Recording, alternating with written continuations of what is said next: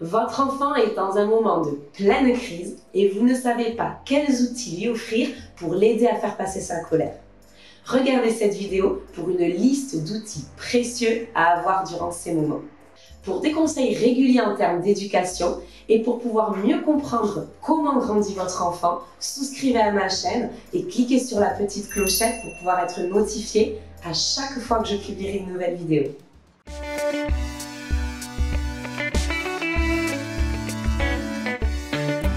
Vous avez en face de vous un enfant en pleine crise de colère, refusant toute tentative de raisonnement et ne savez pas comment faire pour désamorcer ce qui ressemble à une explosion.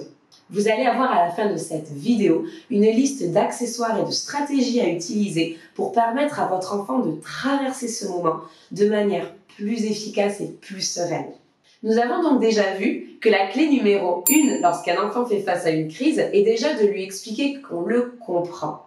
Valider son émotion, lui montrer de l'empathie aide déjà à faire redescendre la pression qu'il ressent à l'intérieur de manière rapide et efficace. Oui, mais ça ne se termine pas là. Maintenant, votre enfant est toujours en proie à sa colère. Alors souvenez-vous, nous ne pouvons pas contrôler l'apparition d'une émotion. Mais ce que nous pouvons contrôler, c'est la manière de gérer cette émotion.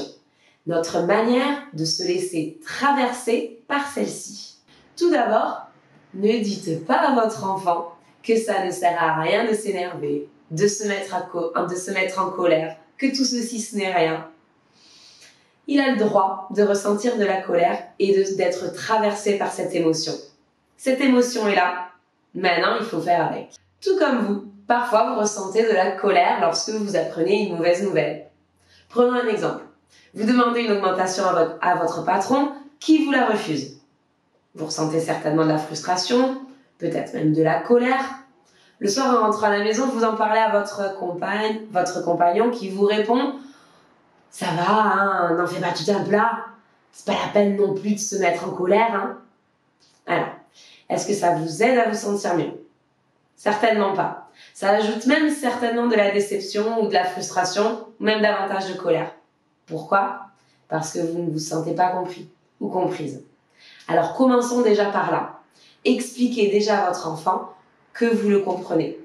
Ça ne veut pas dire que vous êtes d'accord avec la raison pour laquelle il s'est mis en colère, mais vous comprenez qu'il ressent de la colère. Alors voici maintenant une liste de techniques à mettre en place pour aider votre enfant à vivre sa colère de manière plus sereine pour qu'elle puisse partir de manière assez rapide. L'idéal est que petit à petit, ces stratégies ou ces accessoires soient présentés à votre enfant avant qu'un épisode de crise débute. Comme ça, votre enfant, de manière plus autonome, pourra s'orienter vers ce qui l'aidera le plus à se calmer. Alors tout d'abord, accessoire numéro 1, le coussin mange-colère. C'est comme ça que je l'appelle. Choisissez avec votre enfant un coussin. Il peut être gros, il peut être petit, il peut être fin, peu importe. Choisissez-en un que vous nommerez le coussin mange-colère.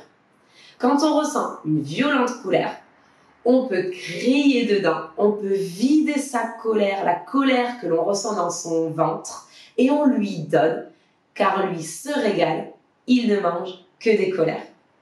Vous verrez, ça peut fonctionner très bien.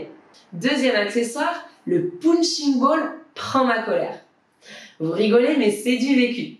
Et ça fonctionne.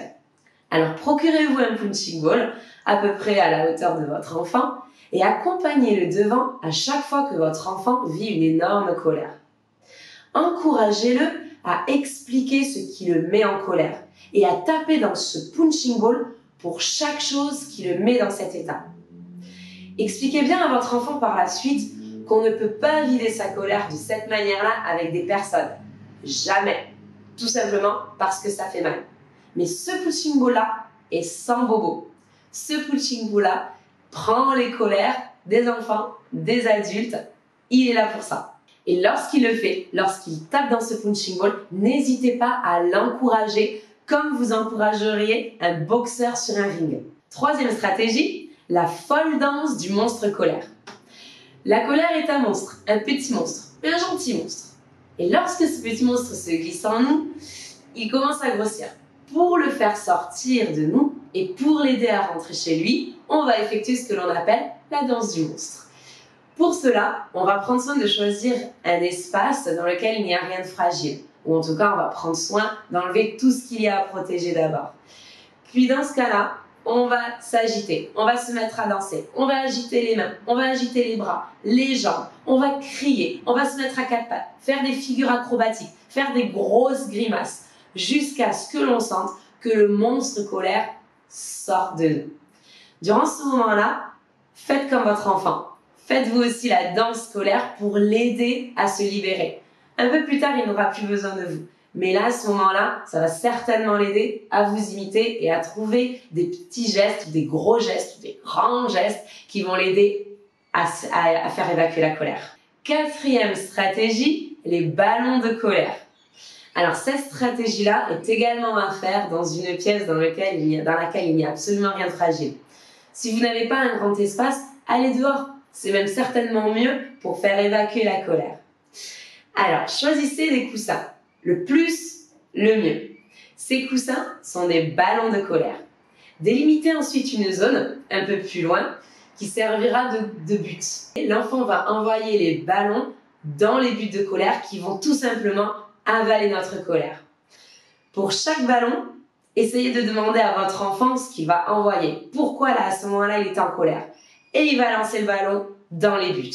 Avec les mains, avec les pieds, peu importe. Mais il va tous les lancer et recommencer jusqu'à ce que la colère commence à sortir de lui.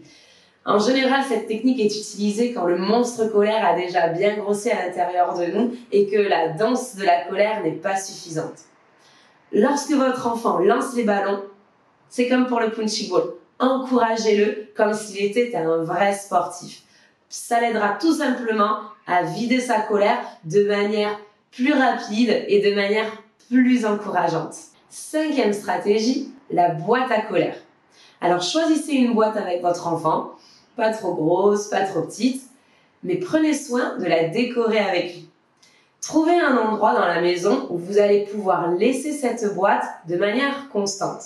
L'idéal est de disposer à côté d'une boîte de feutre avec des feuilles que l'on puisse utiliser à n'importe quel moment de la journée.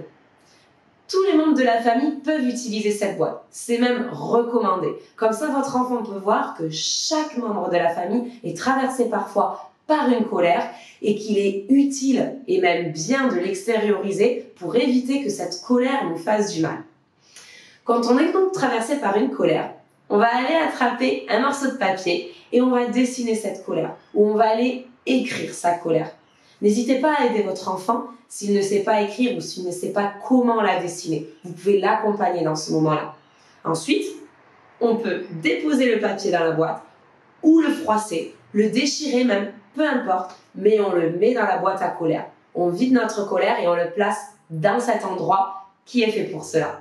Et puis régulièrement, 1 à 2 fois par semaine, n'hésitez pas à vider cette boîte à colère dans la poubelle, dans la benne même, peu importe, pour expliquer ou pour montrer, pour matérialiser que les colères sont parties. 6e stratégie, l'imagier de mes colères. Alors, vous allez trouver un lien dans la description de cette vidéo pour pouvoir accéder à un document que j'ai créé. Vous pouvez le télécharger gratuitement. L'imagier de mes colères va aider votre enfant à visualiser quelle colère est à l'intérieur de lui. S'il s'agit d'une petite, d'une moyenne ou d'une grosse colère. Expliquez à votre enfant que le petit monstre de la colère entre parfois en nous et que parfois il se met à grossir jusqu'à devenir moyen ou gros. Comme je vous l'ai dit dans une vidéo précédente, mettre des mots et comprendre ce qu'il se passe à l'intérieur de nous aide à s'apaiser quasi instantanément.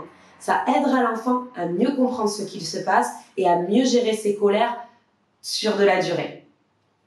Donc, regardez ce document et observez-le. Vous avez ici 3 monstres. Imprimez l'imagier de mes colères et demandez à votre enfant de colorier quelle colère est en ce moment à l'intérieur de lui. Posez-lui des questions sur ce qu'il ressent pour expliquer comment il sait qu'il s'agit du petit monstre, du moyen ou du gros.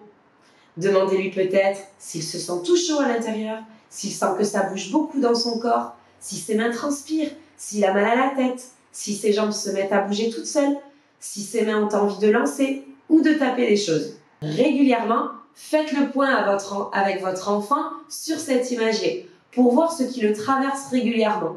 Est-ce que c'est une petite colère, une moyenne ou une grosse colère qu'il ressent le plus souvent à l'intérieur? Mais cette étape doit se faire sans jugement. Votre enfant doit se sentir libre de pouvoir exprimer que le plus souvent, c'est une grosse colère qu'il a à l'intérieur de lui. C'est comme ça. Ça passera certainement, ça évoluera certainement avec le temps, mais il doit se sentir libre de pouvoir exprimer ce qu'il se passe exactement à l'intérieur. 7e stratégie, le paradis des colères. Alors, comme dans une stratégie précédente, demandez à votre enfant de dessiner ou d'écrire sa colère.